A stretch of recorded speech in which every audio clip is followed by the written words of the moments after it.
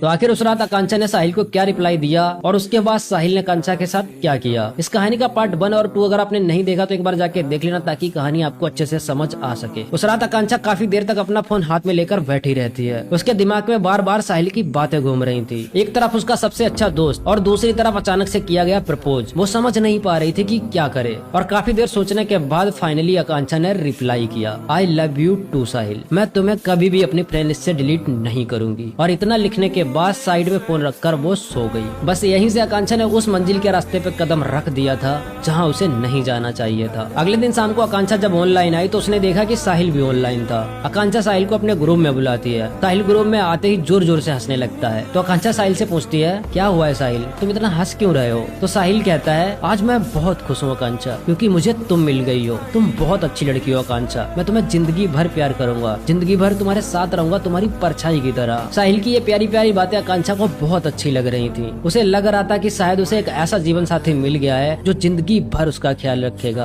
पर शायद उसे नहीं पता था साहिल की उन मीठी मीठी बातों के पीछे एक ऐसा शैतान छिपा बैठा है जो मौका पाते ही उसे नोच खाएगा। उस दिन दोनों ने एक दूसरे के साथ नंबर एक्सचेंज कर लिया और देर रात तक कॉल पर बातें करने लगे। धीरे धीरे कुछ दिनों में उन दोनों ने गेम को खेलना बहुत कम कर दिया था। बस कॉल पर हमेशा बातें करते रहते थे। आकांक्षा साहिल के प्यार में पूरी तरह पागल हो चुकी थी। वो साहिल पर आंख बंद करके भरोसा करती थी। अब साहिल का कुछ दिन बाद बर्थडे आने वाला था तो साहिल आकांक्षा से एक दिन बोलता है, आकांक्षा तुम मेरे बर्थडे वाले दिन मुझसे मिलने आओगी, क्योंकि मैं चाहता हूँ केक काटकर सबसे पहले तुम्हें खिलाऊं। साहिल की ये बात सुनकर आकांक्षा काफी देर तक सोचती रहती है और फिर फाइनली हाँ बोल देती है। और यही उसकी सबसे बड़ी गलती थी। साहिल के बर्थडे वाले दिन आकांक्षा अपने मम्मी पापा से झूठ बोलकर साहिल से मिलने उसके शहर के लिए चल देती है। पूरे रास्ते साहिल उसके फोन पर था, उससे प्यारी प्यारी बातें कर रहा था। आकांक्षा को लग रहा था वो किसी सपने जैसी लव स्टोरी वाली लाइफ जी रही है। लगभग 80 किलोमीटर का सफर करने के बाद आकांक्षा साहिल के शहर पहुंच गई थी और साहिल भी उसे बस स्टॉप पर अपनी बाइक से पिकअप करने आ गया था। आज पहली बार आकांक्षा ने साहिल को सामने से देखा था।